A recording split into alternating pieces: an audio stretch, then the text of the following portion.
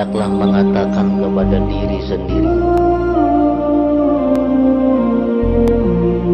tidak akan mengenaiku, tidak akan menimpa kepadaku, tidak akan datang kepadaku, baik manfaat, baik mudarat, sihat, sakit, kaya, miskin, kada akan datang kepadaku kecuali apa yang telah ditetapkan oleh Allah untukku.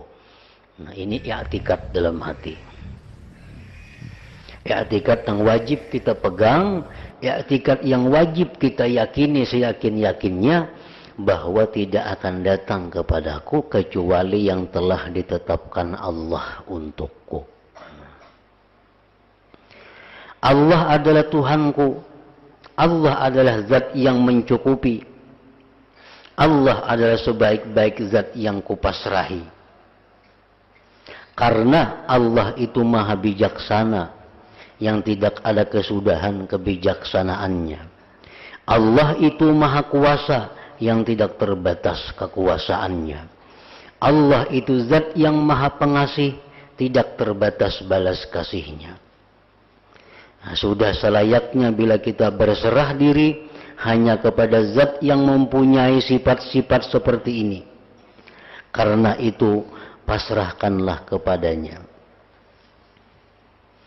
Artinya kita pasrahkan kepada Allah ini adalah hal-hal yang menyangkut masalah duniawi. Yang kita pasrahkan kepada Allah itu adalah hal-hal yang menyangkut duniawi. Urusan rezeki, urusan keadaan hidup. Nah, itu yang kita pasrahkan kepada Allah. Karena itu yang dijamin sudah oleh Allah. Nah, kalau perkara akhirat, perkara ibadah, itu yang dituntut Allah. Itu yang dibebankan Allah kepada kita. Urusan akhirat kita kada boleh pasrah. Kok kulir sembahyang pasrah aja lagi nak neraka, mati ke surga kah? Kada mau nih tuh. Karena Allah kada menyuruh pasrah urusan ibadah. Maka ini pang sudah kau beramal nah. Pasrah lagi nak diandapnya ke mana kah? Nah, ini pasrah nang salah. Pasrah nang benar itu adalah pasrah urusan diri kita dalam dunia. Perkara aku dijadikan Tuhan orang kaya, aku dijadikannya orang miskin, perkara aku dijadikannya kayak ini kayak itu dalam dunia, tuh kau serahkan lawan Allah. Yang penting tugasku aku beribadah kepada Allah. Nah, itu nang bujur.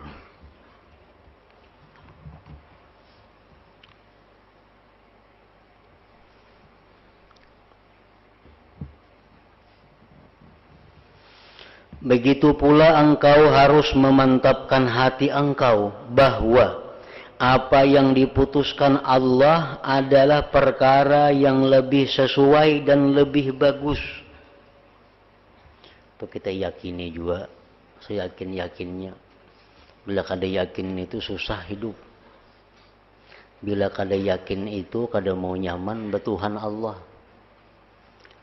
Nah, yakini seyakin-yakinnya bahwa apa yang diberikan Allah untukku itu sudah yang terbaik untukku. Itu yang sudah terbaik untukku. Artinya dalam masalah kehidupan dunia ini maksudnya. Meskipun yang demikian itu tidak dapat dicapai dengan ilmu kita. Walaupun kita kada tahu lagi nah, apa hikmahnya? Apa dibalik ini rahasianya? Tapi terjadi. Nah, kita hendaklah yakin bahwa itu sudah merupakan yang terbaik untuk kita.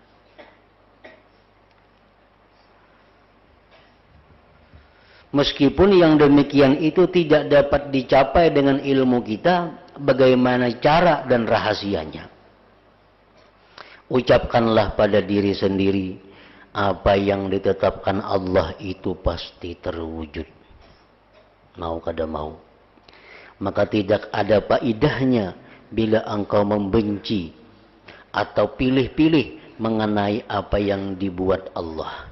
Tidak ada jalan untuk membenci apa yang diputuskan oleh Allah Subhanahu wa ta'ala.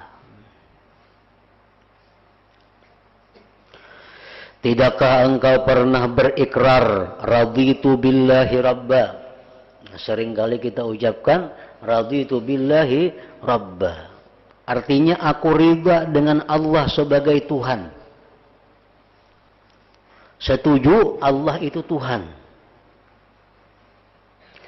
Lantas bagaimana tindakanmu mencucukkan tidak ridha kepada qada dan takdir Allah, padahal qada takdir itu termasuk sifat ketuhanan Allah dan menjadi hak ketuhanan Allah. Karena itu engkau wajib ridha. Demikian pula kalau engkau mengalami musibah dan menghadapi perkara yang tidak engkau sukai, hendaklah menjaga nafsu engkau dan menahan hati engkau supaya jangan sampai mengeluh. Jangan sampai mengeluh.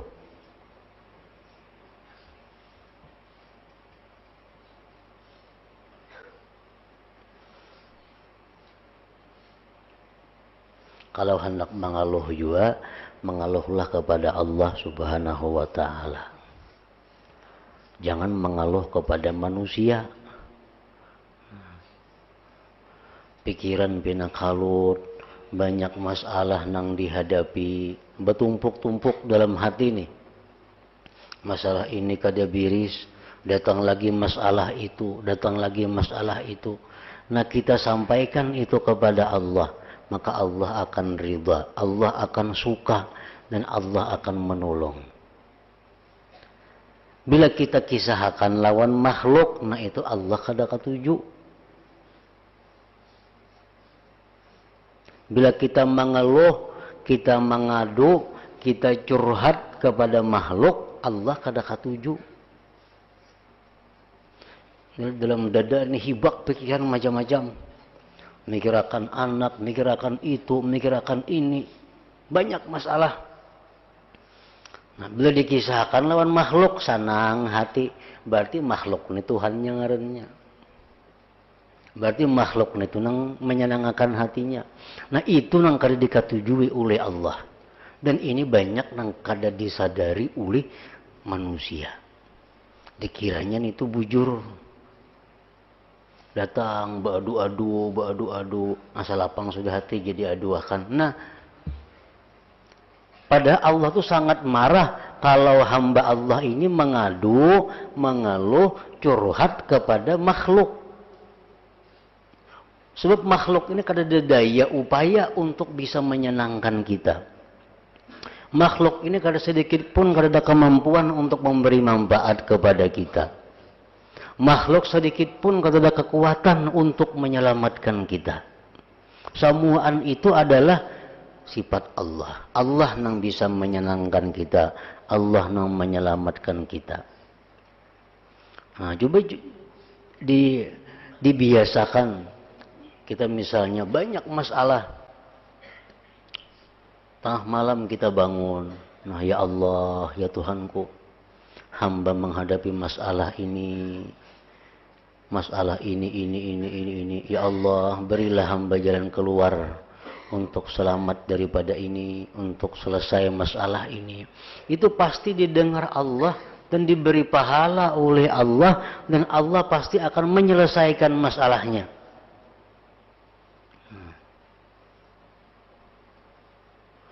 Jadi istilah-istilah nang orang wahini, istilah curhat itu istilah orang nang non-Islam. Itu hati-hati benar itu. Istilah curhat itu istilah orang nang bukan Islam. Kita boleh kepada manusia untuk bertakun hukum. Ini apa hukumnya? Ini apakah ini boleh kada? Halal kada? Itu disuruh kepada manusia. Pas'alu ahla dzikir. Dalam Quran disebutkan bertakunlah kepada orang-orang yang punya ilmu. In kuntum la ta'lamun, jika kamu tidak tahu. Nah, kalau dalam hati kita ragu-ragu, ini hukumnya apa ini kada tahu nah. Nang ini pang kada tahu juga, ini pang kada tahu juga. Nah itu disuruh kita datang kepada orang nang tahu betakun. Ini Allah tempatnya kita mengeluh. Kepada Allah tempatnya kita mengadu. Kepada Allah kita mencurahkan isi hati kita. Allah suka. Daripada sukanya Allah tuh kita diberinya pahala. Dan apa yang kita masalahkan diselesaikan oleh Allah.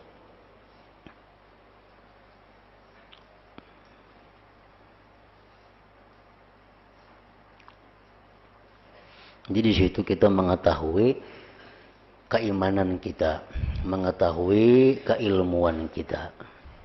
Bila kita masih belum puas lawan Allah, berarti iman kita perlu ditingkatkan. Bila kita masih belum puas lawan Allah, berarti iman kita ngarinya kurang, iman kita lemah.